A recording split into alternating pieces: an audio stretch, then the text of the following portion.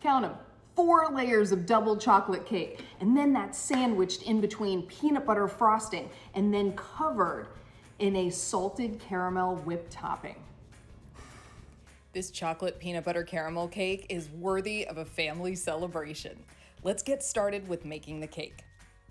Begin by putting the wet ingredients in one bowl and combining them, the dry in another, and then you're gonna mix them together until they're well combined. By hand, you'll add in those mini chocolate chips. There's nothing complicated about this cake batter.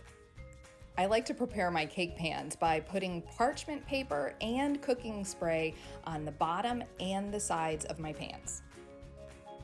Well worth the extra effort just to make sure that yummy cake doesn't break when you take it out of the pan. Pour half of the batter into each of your prepared pans and it's ready to bake.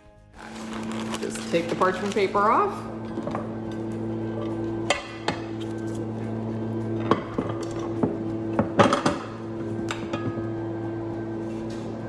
Perfectly shaped cake, no breaks.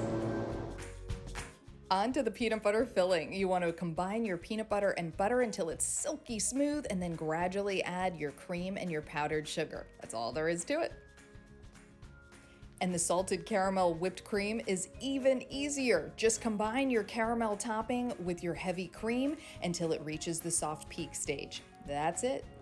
I don't know about you, but cutting even cake layers is not one of my superpowers. So I use this tool that I found online that has a wire across the bottom that does the cutting. And then it has notches so you can choose how thick you want your layer to be. And you just hold it against the cake and move it back and forth, and it does all the work. Perfectly even cake layers.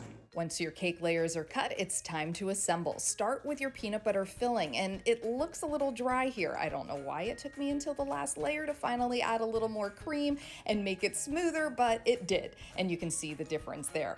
Then you want to put on your salted caramel whipped topping. Man, does that look good or what? I finished it off by putting a little caramel on top and then sprinkled on some chopped peanuts.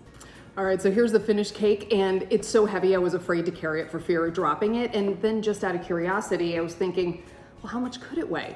10 pounds of chocolate peanut butter caramel goodness. That's what's inside here. Can't wait to dig in. You can get this recipe and many more at homewithshay.com.